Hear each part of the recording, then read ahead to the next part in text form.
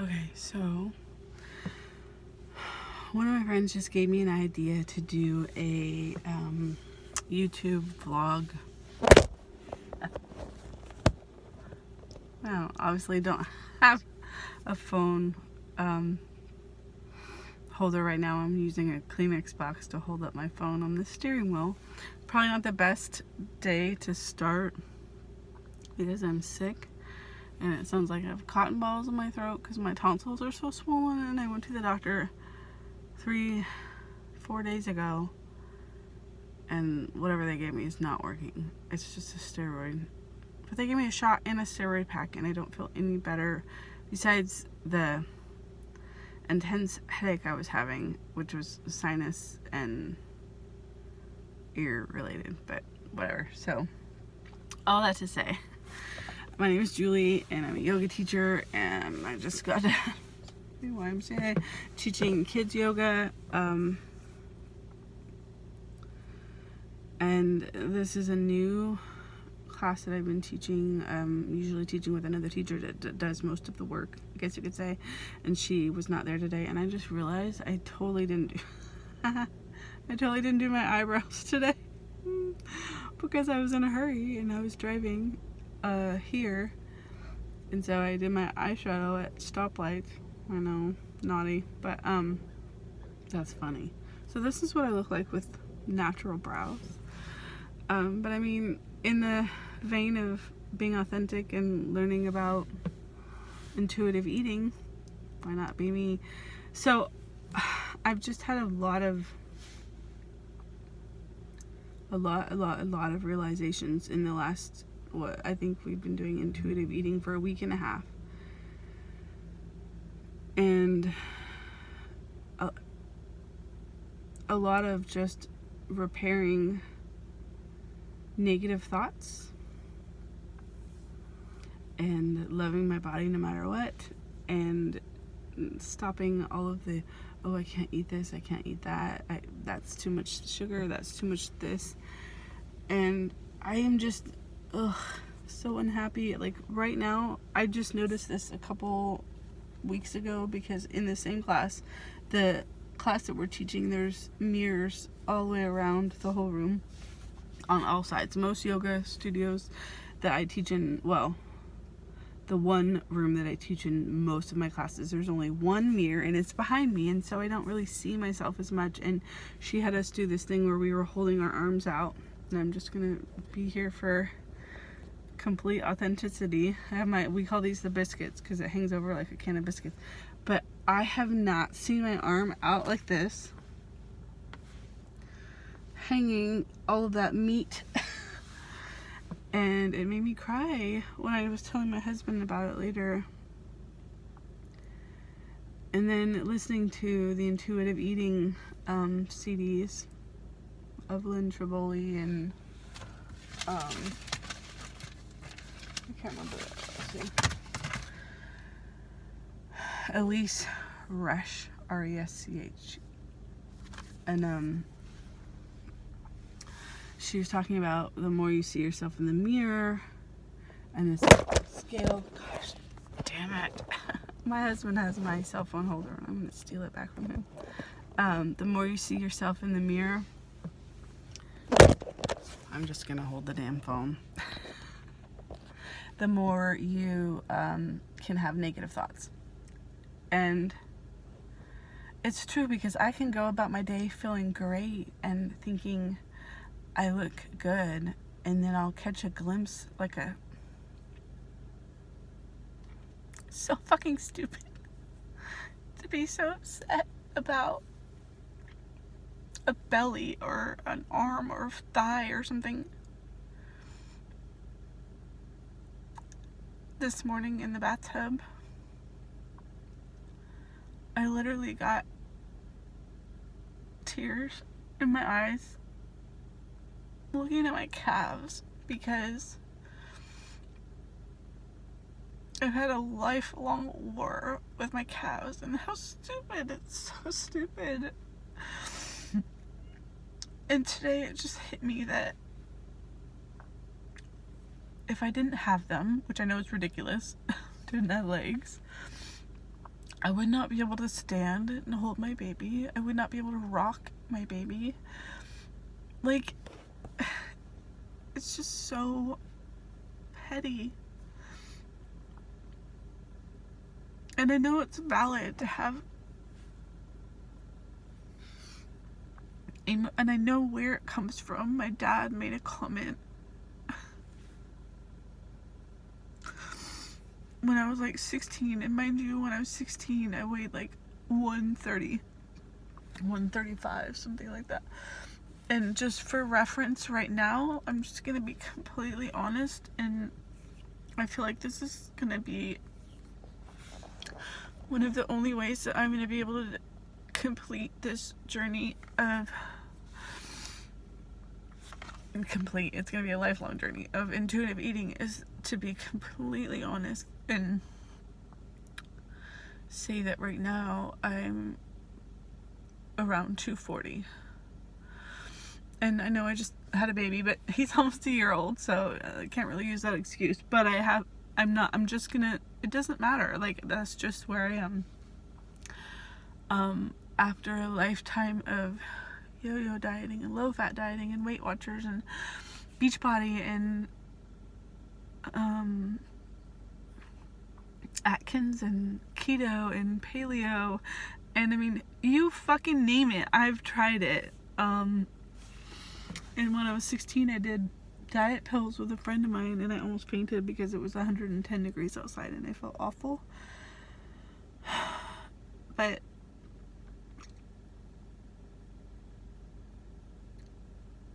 I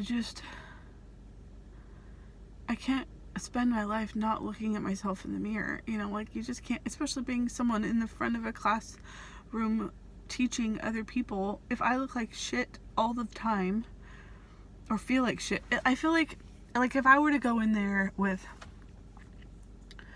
no makeup on and just looking like I didn't care, didn't do my hair, didn't do anything, and just not, it would make me not feel good, and then I wouldn't feel good presenting to the class. And I just feel like I do a lot of what I do to make me feel better, but then there's part of it that I do for everyone else. Like, it's so silly, but it hit me today. Like, why do we shave our legs? We shave our legs because some razor company wanted to make more money and decided that women should shave their legs. Like, it's so stupid. There's no reason why we need to shave our legs and our armpits, but I don't know if I'm going to jump on that train just yet. But just in the last 2 weeks, it's been such a journey of, like, all of the things that we've been telling ourselves for years. You can't have that because it has too much sugar. You can't have that because it's too many carbs. You can't have that because it's decadent and you're on a diet and you're trying to lose weight. Like, think about the word diet. Die is in it. Like, and I'm telling you, it has been so liberating eating all of these foods that you haven't been able to eat in years. So I'm not happy with this angle, and I'm not gonna be happy with this angle. Just whatever, I need to get over it. The last 2 weeks I've had some of the best food I've ever had in my life, and I've not gained any weight. And I know you're not even supposed to be worried about weight, and the only reason why I know I've not gained weight is because I went to the doctor. And I was going to try not to look at the scale, but their scale was in pounds, not kilograms, like most scales, and I knew what it said. So I have had an amazing chicken sandwich that my husband made me the other night, and then I had this realization that I was like, oh my God, there's a whole world of food that I've never had. My husband is a chef, and he's my chef because he hurt himself, so he doesn't cook professionally anymore. And in the 5 years that we've been together, we've been on some diet, on paleo or keto or just low fat, and he has always cooked, I would say 99% of the time, cooked anything in those veins of diet, healthy foods, whatever. So now it's like, oh my God, there's this whole world of, I'm like, can you cook homemade pasta? Like, what else can we do? And last night he made me an amazing apple cobbler. We had one apple that was starting to, it got a dent in it, and so it was kind of like nobody wanted to eat it, but he wanted to cook something with it, and he made an apple cobbler with flour, not almond meal like we always normally eat. That's a mouthful. I'm the queen of run-on sentences, if you haven't figured that out. Sorry, I'm gonna stop touching my face. And we put pumpkin ice cream on it, which is my favorite. So mind you, I have not had pumpkin ice cream in over 10 years. I love pumpkin ice cream. I love pumpkin pie and pumpkin ice cream. And yes, I'm totally basic, I know. But you can only get pumpkin pie ice cream around the, fall time. And I've not allowed myself to have it in years because of the sugar content. And I bought ice cream cones and pumpkin pie ice cream, and oh my god, y'all, it did not disappoint. And it's so funny because my husband was like worried about this journey of that, like you would buy it and then just eat and eat and eat it. I had it in the fridge for almost 2 weeks before I even tried it, just because life had gotten in the way and he was making such satisfying meals. I wasn't hungry for a dessert, and then it just kind of hit me, and I tried it and it was like, so good. But yeah, we've had yummy he's had a couple yummy peanut butter and jelly. Like, how many years has it been since you had a peanut butter and jelly? My husband, let me tell you, he knows how to make a peanut butter and jelly. He says you put so much peanut butter on it and so much jelly on it that the bread is like sliding all over the place, and you're having to like hold it together, and the jelly is like dripping down your hands. It's the only way to eat a peanut butter and jelly sandwich. And the best bread ever is Dave's Killer Bread, and I need to get them to be a sponsor because I'm probably gonna be talking about them for years.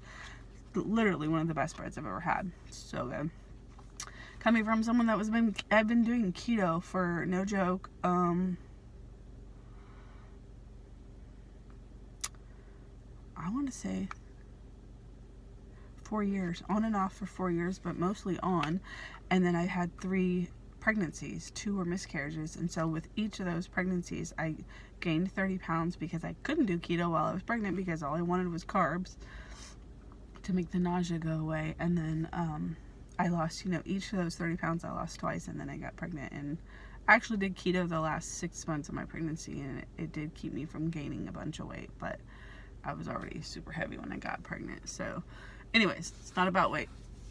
It's about a lifetime of fixing all the stigma around negativity around food, like not enjoying food. I mean, food is part of what keeps us alive, but it's also supposed to be a joy. It's supposed to be a pleasure. When was the last time you really ate something and just fucking enjoyed it? We made, I think it was burgers. Something that we've literally been eating for years, but I think it was, I'm pretty sure it was burgers. And part of the intuitive eating thing is just slowing down and really enjoying your food and thinking about how it tastes and, what you really want to eat and if it's something that makes you happy. And we both realized that we had been scarfing down the food and not really enjoying it. And it was like, man, this is so good. I mean, he's already such a good cook that we do enjoy the food, but there was just something about being aware of it. We stopped eating in front of the TV and we're eating at the table and really enjoying it. Part of that reason is my husband, when he fell and hurt his back, it hurts to sit in a kitchen chair, and so I tried to make it comfy for him and put a bunch of pillows on the chair to make it easier for him to sit at the table. Plus, we want to set a good example for our son to sit at the table and eat, as opposed to just mindlessly shoving it in while you're watching TV. But so yeah, I guess this first 2 weeks, the biggest realizations that I have are, even though my body does not look the way I want it to look, it still has provided a home for 3 babies, not counting the 2 miscarriages, and it has grown those humans and taken care of them for 9 months. And being a mom is one of my biggest joys. And if I hate my body, like, I just feel like that just, it does a disservice to the honor of being a mother. And then there's the whole part of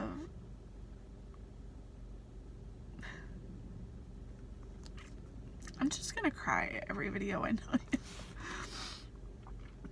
Of being married to a man that literally loves everything about me, all the parts that I don't like.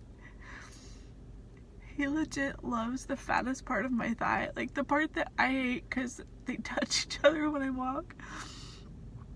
And it's so funny because one of the first times he grabbed my thigh, I was like, what are you, like, ugh, nobody touches me there, like, what are you doing? It freaked me out at first, and he was like, he like grabbed my thigh and goes, oh man, that's hot. And I was like, wait, seriously? Like, it flabbergasted me. I've never had a man be so in love with my body before, and be as big as I am, and have a man be so in love with my body before. At first I thought he was joking. How sad is that? And then I was like, really, you like the way it jiggles? And he was like, oh god, it's so sexy. It's like, huh. And then like the way he adoringly talks about my butt, like, I mean, I do have a good butt, but it's a lot bigger than I would like it to be. And my boobs are too, but whatever. So I'm in yoga one day, doing a down dog, teaching. And I just happened to glance back and saw like the roundness of my butt and was like, damn, I really do have a good butt. And it helped him seeing my body the way that he does has helped me fall in love with my body, even at the heaviest weight that I am in right now.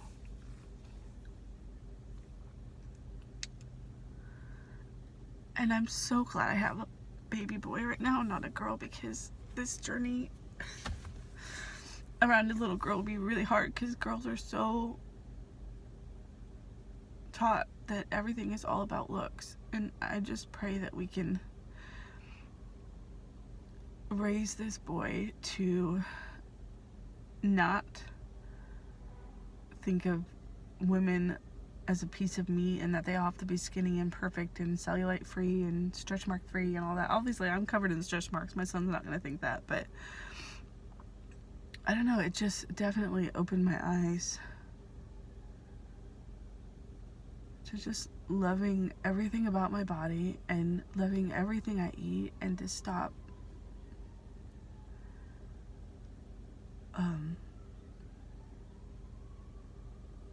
looking at myself in a negative way, because